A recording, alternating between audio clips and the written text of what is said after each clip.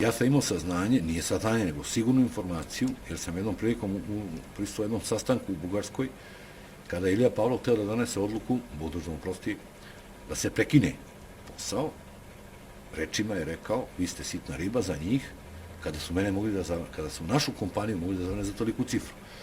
Obavio jedan razgovor telefona, došao je, besan, bacio telefon na sto i rekao je šta Kira Gligorov umišlja da je on neki mafijaš, da neće platiti ono što duguje.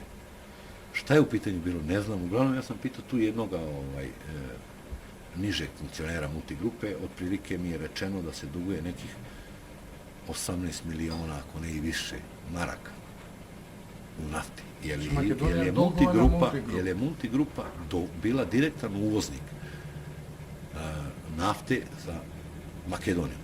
To je nešto što sam ja čuo. Ja potpisivo nisam da bi ja sad bio 100% siguran, ali tamo gde ima vatre, ima i dima. Nešto je tu bilo.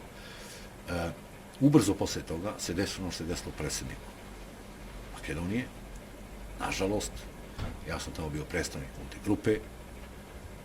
Sutredan, to je bilo, sećam se ko sad, ja mislim 3. oktobra, se to desilo ispred jednog hotela, je postavljeno vozilo sa eksplozivom, šta je tačno bilo i ko je to stavio i kako nije. Čini mi se da je Citroen Ami bio u pitanju, to se bar provlačilo ponovno, ja nisam bio na licu mesta. Mene je pozvao ponovo Stošić i rekao mora se sastati sa Frčkovskim u restoranu i Dadija danas. Došao sam, čovjek mi ništa drugo nije rekao, nego gospodine, prestaće poslovi. Saradnja mora... Zbog novo nastale situacije, saradnja mora prestati. To vi go kaže, a rekao ste koji? Ljubović Frčkovski. Ja sam razumeo situaciju, naravno, atentat na predsjednika Makedonije, sada mi tu nešto poslujemo, da muvamo, da petljamo, normalno da je situacija rizična. Prestao sam, ostao sam da sedim, gospodin je ustao i otišao, za njim je ustao još jedan čovjek, odglavno je vozač, šta je, nemam pojma, otišli su, nestali.